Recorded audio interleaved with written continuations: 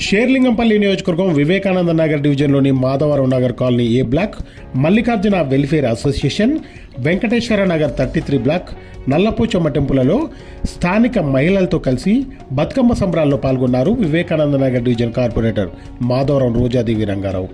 ఈ సందర్భంగా కార్పొరేటర్ మాట్లాడుతూ, మొదటి రోజు ఎంగిలి పూల బతుకమ్మ అంటే ముందు రోజే పూలను తీసుకొచ్చి విడిపోకుండా నీళ్లలో వేసి అవే పువ్వులతో బతుకమ్మ పేర్చి ఆడతారని ఆమె తెలియజేశారు. పిల్లలు పెద్దలు అందరితో కలిసి బతుకమ్మ ఆడడం నాకెంతో సంతోషంగా ఉందని ఆమె తెలియజేశారు.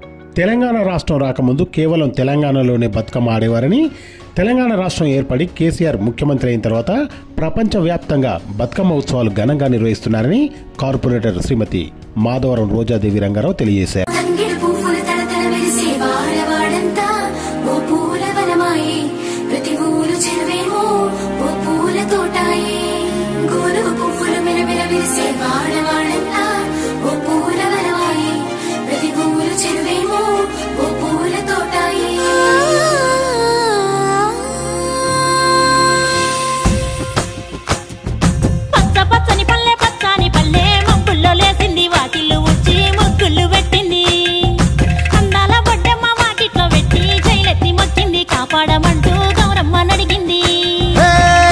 బిడ్డలు ఇంటింట నిందే అమ్మ నాన్న గుండెంతో పొంగే సత్తి పిండి సకినాలు చూస్తే నోటి నిండా ఊరిల్లూరే.